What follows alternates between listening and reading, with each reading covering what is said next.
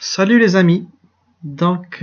Après avoir vu dans la vidéo précédente la première partie de l'état de solde de gestion, l'ESG, à savoir le tableau de formation des résultats, on va voir aujourd'hui sur cette vidéo la deuxième partie de ce tableau, appelé le tableau de calcul de l'autofinancement, voilà, pour pouvoir déterminer la CAF, ou bien ce qu'on appelle la capacité d'autofinancement. Voilà, la capacité d'autofinancement est déterminée selon deux méthodes, à savoir la méthode additive et la méthode soustractive. La méthode additive, c'est en fait la méthode préconisée par le plan comptable marocain. Donc, comment on calcule la CAF selon cette méthode? Donc, on commence bien sûr par le résultat net de l'exercice, qui peut être soit un bénéfice, soit une perte. Si on a un bénéfice, bien sûr, il faut l'ajouter. Mais si on a une perte, il faut l'enlever ou bien il faut le mettre avec le signe négatif. Ensuite, on ajoute les trois dotations, à savoir les dotations d'exploitation, les dotations financières et les dotations non courantes. Ensuite, on enlève les trois reprises, les reprises d'exploitation, les reprises financières et les reprises non courantes, moins le produit de cession des immobilisations, plus la VNA ou bien la valeur nette d'amortissement des immobilisations cédées, égale à la CAF ou bien à la capacité d'autofinancement. À la fin, on enlève ce qu'on appelle les dividendes ou bien les bénéfices distribués pour pouvoir avoir l'autofinancement pur de l'entreprise. Voilà, et là vous avez les numéros de compte qu'on doit utiliser au niveau des dotations, au niveau des reprises, etc.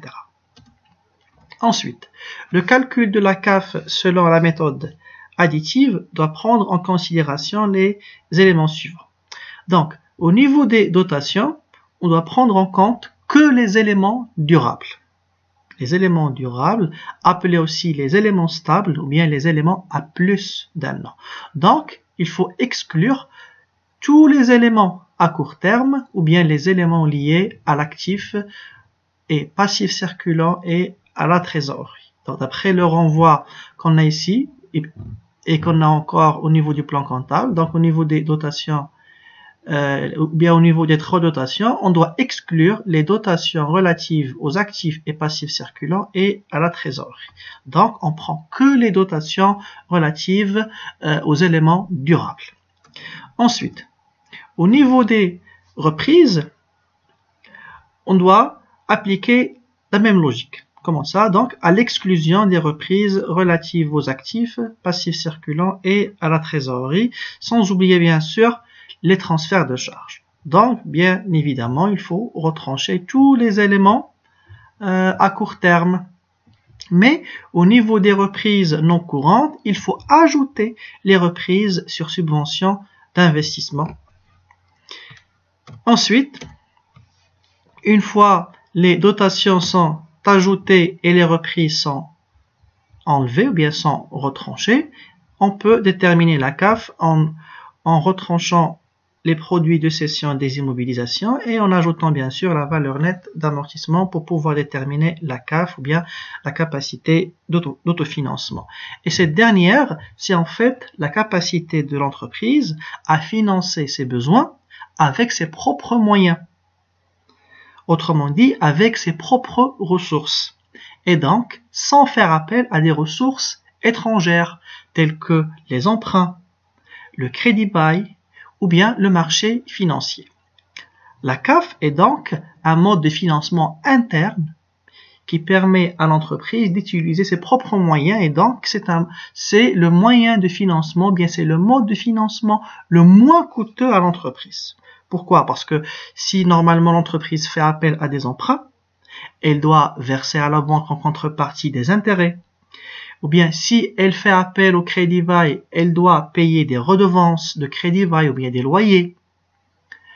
Et si elle fait appel au marché financier, elle doit bien évidemment donner ou bien verser des dividendes aux actionnaires. Donc ces trois modes de financement externe sont coûteux pour l'entreprise. Par contre, l'autofinancement, c'est le mode de financement le moins coûteux pour l'entreprise. Et pour avoir le montant de l'autofinancement, il faut enlever les distributions de bénéfices ou bien les dividendes pour pouvoir déterminer l'autofinancement pur de l'entreprise. Voilà donc l'autofinancement est la part de la CAF consacrée au financement de l'entreprise. C'est la ressource interne disponible après avoir rémunéré les actionnaires. Donc, après avoir vu des généralités sur la CAF ainsi que son mode de calcul, on passe maintenant à un exemple. Pour pouvoir déterminer la CAF selon cette méthode, la méthode additive. Donc, on va revenir à notre exemple, l'exemple dans lequel on avait établi le TFR. Voilà. Maintenant, on va voir, on va établir la deuxième partie de l'ESG pour pouvoir déterminer l'autofinancement. Donc, on va revenir au CPC, bien sûr. Donc, le premier élément par lequel on doit commencer pour déterminer la deuxième partie de l'ESG, c'est le résultat net de l'exercice. Ensuite, on ajoute les trois dotations, mais il faut prendre en considération les renvois qu'on a au niveau de l'énoncé pour pouvoir faire la distinction entre les éléments durables et les éléments non durables ou bien les éléments circulants. Donc, on commence par les dotations de l'exploitation. Donc, les dotations d'exploitation, le montant global qu'on a au niveau du CPC est de 18 000. Mais d'après le renvoi numéro 2, ils ont dit que 10 000, seulement 10 000 est lié aux éléments stables. Donc, on prend que les 10 000. Pourquoi? Parce qu'on avait dit qu'il faut ignorer, ou bien il faut exclure les éléments circulants. Voilà, donc on met que 10 000 au niveau des dotations d'exploitation. Ensuite, même logique pour les dotations financières. Donc, on va revenir d'abord au CPC pour pouvoir détecter le montant de ces dotations. Donc, le montant global est de 4 000. Mais d'après le renvoi numéro 4, ils ont dit que dont 2 000 est lié à la trésorerie. Donc, on avait dit bien sûr qu'il faut éliminer les éléments circulants ainsi que les éléments liés à la trésorerie.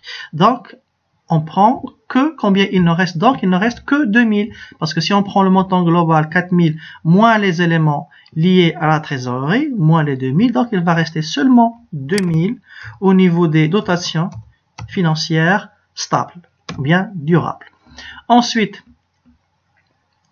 les dotations non courantes. Donc, les dotations non courantes, c'est le renvoi numéro.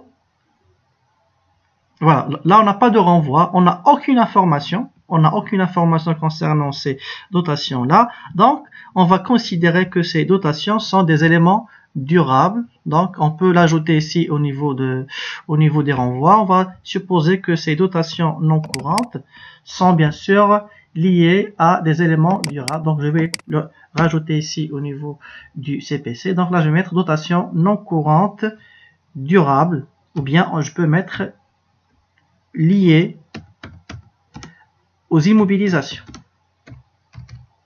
Parce que les immobilisations font partie des emplois durables ou bien des emplois qui restent durablement dans l'entreprise. Donc, on prend le montant global, les 6200, on va les mettre au niveau du tableau de calcul de la CAF. Donc, 6200. Voilà. Ensuite, les reprises d'exploitation. Donc, une fois on enlève ou bien une fois on ajoute les différentes dotations, après on passe aux reprises. Les reprises d'exploitation, c'est le renvoi numéro 1 au niveau du CPC. Voilà, et qu'est-ce qu'ils ont dit au niveau de ces reprises? D'abord, le montant global c'est 1250, dont 250 liés aux éléments circulants. Donc, on prend les 1250 et on enlève juste les éléments circulants, 50 comme ça. Il reste que 1200 au niveau des reprises d'exploitation durable. Reprise financière. Donc, les reprises financières, c'est le renvoi numéro 3. Le montant global, c'est 3000. Mais dans les 3000, il n'y a que 1000 qui est lié aux éléments durables. Donc, on prend que 1000 parce que le reste est lié automatiquement aux éléments circulants. Ensuite, les reprises non courantes. Au niveau des reprises non courantes, le renvoi 5, le montant d'abord est de 350. Et qu'est-ce qu'ils ont dit au niveau du renvoi 5? Dans 50 dirhams à court terme. Donc, on enlève les éléments à court terme pour garder que les éléments à long terme.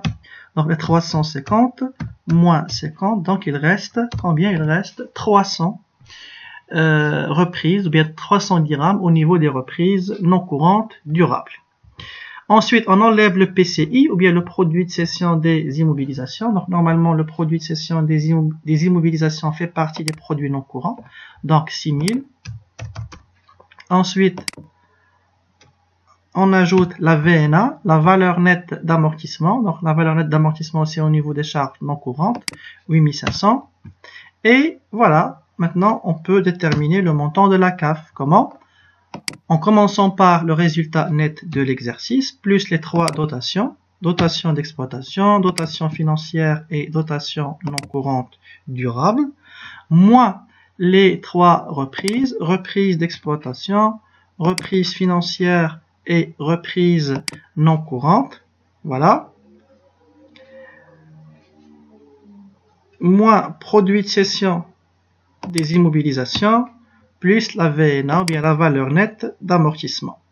Sauf que au niveau des reprises non courantes, on avait dit bien sûr au niveau de la méthode additive, il faut ajouter les reprises sur subvention d'investissement.